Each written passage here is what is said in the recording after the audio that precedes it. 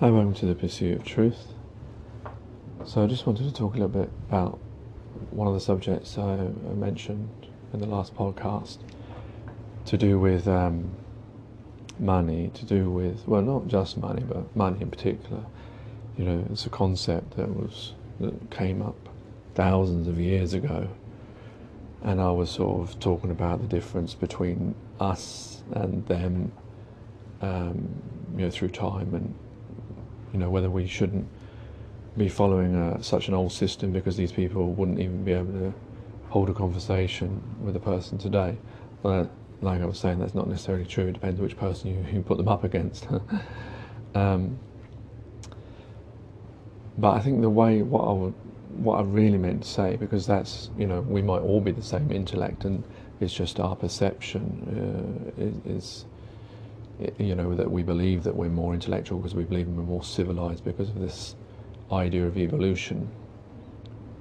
But what I think I really was trying to say is that the world in which the people that came up with these concepts is different to the world in which we live in now. And what I mean by that is, obviously reality is the same, but what I'm trying to say is that back then, when they came up with this idea, they probably hadn't even discovered the new world as well, America. Well, discovered is the wrong word, actually, stolen. There wasn't that. Nowadays we can communicate with each other, we can see what's happening on the planet. We've been brought together through social media. There's lots of we're a lot closer now, in the sense of we can see what's going on, and whereas back then they didn't even know who existed. I don't know how far money goes back. It goes back thousands of years, isn't it? So what I mean is, now we have to look at this. We now know that each other of us exists in different places, and we also now know that we're all the same. I know for thousands of years we've been dividing ourselves up into country, into colour, and all sorts of other ways, just to keep us from knowing that we are all actually the same species. And back then, maybe people wanted to, well, actually people still want to, conquer each other and have power over each other. But I think that's changing now. When you hear social media, when you hear even media, when you hear people talking, people are becoming more enlightened. Or maybe these enlightened people did exist back then as well, and I'm just hearing their voices. But people are more aware of, I was going to say, the global situation, of the situation of this place that we're in. That systems that we've been following are not working. Maybe it's only the little people that are saying this, and the big people are still holding on to their reign, but their thrones. But it is the mindset of people is starting to alter, is changing, is opening. So what I mean is, the concept of money, back then, was a way of keeping possessions, of keeping the rich and the poor, and people didn't care about the rich and the poor. But now we have lots of charities, we have industries, and we have government people that are set up to do these things. Now, I'm not saying these things work, but there's that wasn't there thousands of years ago. So we need to readdress these things. We need to look at the situation that we're within and see, is there a better way of doing this? Why just carry on, keep doing it? And especially those of us who claim to be religious, because I don't know if it's in the Bible, but certainly in the Quran it tells people not to follow things just because their forefathers followed them, talking about their, the idol worship and stuff. But that goes to these facts as well. You don't just close your eyes. Just because something's been done for thousands of years doesn't necessarily mean it is the best way of doing things. Looking for an alternative shouldn't be a bad thing or a bad word.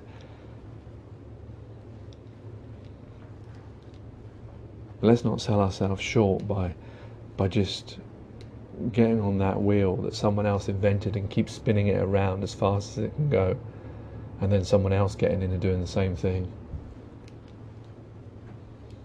which is what we've been doing for generations.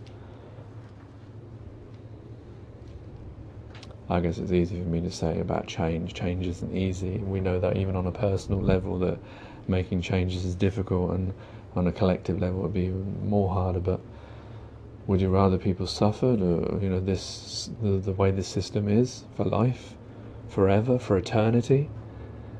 Do you envision that we'll all be using the same system and the system of money in another 1,000, 2,000, 1,000,000 years' time, if we exist that long?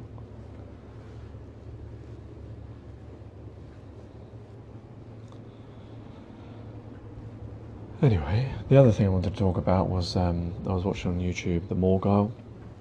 Oh, I should mention first before on my YouTube. This is John Doyle Poems. You can have playlists. So I've got a playlist for the Pursuit of Truth, but I've also got now a new one, the companion to the Pursuit of Truth, which is videos that are interesting, which are linked to. So when I talk about these things, sometimes I talk about these things, and you have to then search for these links, and so that's why I thought I'd set up this playlist, so that when I'm talking about videos, I'll drop those in, and any others that that I've watched and that I think, wow, yeah, you need to, this is a good video to listen to, if you wish. So yeah, the morgile, it was I left a piece of paper which I'd written down the actual lines. Lucky, it'll be in the companion of the Pursuit of Truth playlist on my YouTube channel, John Doyle Poems. But it was about a radio interview, and it was feedback, and it was a really good example of what happens when people challenge the known system. And the morgile John goes through it. He goes through it very well, sort of, adding some of the facts that, he's not attacking, he's just giving feedback, because like you said, it's difficult, it's easy for us to take an armchair, and I've done the same thing, and say, oh, I would have said this, or I would have done that. I mean, I wouldn't even go on these shows because I know that I don't have the attack or the knowledge to defend flat earth and these types of systems, because people, the ones that they'll be more against you, and they're gonna come at you with all sorts of things, and if you don't know something, you're made to look stupid, and whereas if they don't know something, they just move on, and no one sort of thinks about the fact that they don't know something. But it was a really interesting interesting to see how they attack flat earthers, with mockery, with insults, even hidden insults, and how when any good comment was brought up, that they weren't even willing to sort of really discuss it. So they move on very quickly to the things that they don't like. But yeah, it was good also that the morgile put that out as well, just to fill in bits of his knowledge of the subject, that because obviously if someone listens to this, they may think, oh, okay, then so flat earth stupid then. Whereas at least if they listen to the morgile's analysis, they'll see that, oh, okay, there is answers for this. It's just I think the guy's name was Andrew, that he didn't maybe think of them, or he was very triggered because they were laughing at him, and they were they weren't really willing to sort of look at the subject with any honesty. No, not honesty, what's the word? Openness. Because that's the other thing as well. When you go into these debates, it's a journalist or an anchor's job to debate. He doesn't have to believe in the subjects that he's talking about, and that's a real problem, because you're never going to get someone to think about something, because they don't care. They're just doing their job. They talk to thousands of different people. And sometimes maybe they do share the same views, or they care about the view, but a lot of the times they have to talk to people, and they just have to to be constructive and say certain things, and treat guests certain ways. It's not like they're voluntarily like a normal person. If you went up to a normal person and You know, if someone doesn't want to talk to you, they'll walk away. But if someone does, then then you can actually talk to that person. That person is willing to, to actually entertain different ideas and to challenge themselves and their own thoughts. And only within that platform can you really, get to any real answers. If you're just going to be, oh, I'm going to hold on to my side and the other person going to hold on to their side, well, you're never going to get anywhere. It's like, I think I put a comment on, I did, I don't know why I said it like that, put a comment on this video about how difficult it is to, these debates, as it were, and why I don't like them, in the sense that if you've got two people, how do you know which one's telling the truth? Because we know ourselves that all humans have the functionality to lie, and we also have the unfortunate functionality of deceiving, and also deceiving ourselves. I used to believe certain things that now I don't believe, because I've opened my eyes and thought about these things which I never even thought about. I believe things that I didn't even consider, didn't even think about, and yet I believed in them and hold on to them and fight for them, but I never even thought about them. But that's the mindset that we're taught with, because that's how we're taught at school. We're not taught to question things, we're taught to remember things. Well, there is a little bit of analysis that comes in, But you know what I'm trying to say. God, I've completely lost my train of thought now. I hate that when that happens.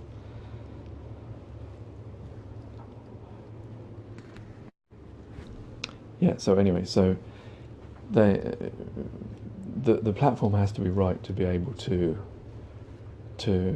actually talk about the subject, and that's why often in a lot of these debates, as it were, that can add with that are with the media, they follow the establishment line. They're not really interested in the subject, so they're just going to ridicule it. But it is interesting that they don't take things seriously. I mean, it's okay to have a laugh and everything. Maybe some shows you expect it, but you would have thought, if you're talking about something really important, that even if you don't believe it, why do you have to ridicule someone? What is the necessity for that? Why? I mean, do these, for example, the radio hosts for this show, do they really?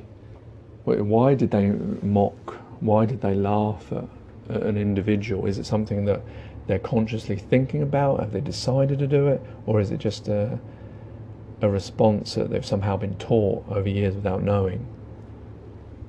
That if someone comes up with something that's different, that gives you the go ahead to laugh at them and mock them. But there were lots of things that were brought up, but they were never properly talked about. And the other thing is, when you're in these debates, they like to move around everywhere. What about this? Or do you believe in that? And do you believe in this? And it's like when the morgile said, it's a trap. It's trying to spread you out rather than keeping you concise. You should stick to just level water and sort of other things. But then they'll ask you, how far the moon is, and and all sorts of other things. And what do you believe about this, about that?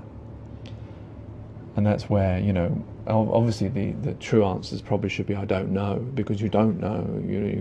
You don't know how far the moon is. You don't know how big the moon is. Why would you even guess a number? Because that's what they want, so that they can then ridicule that, or they can debunk that.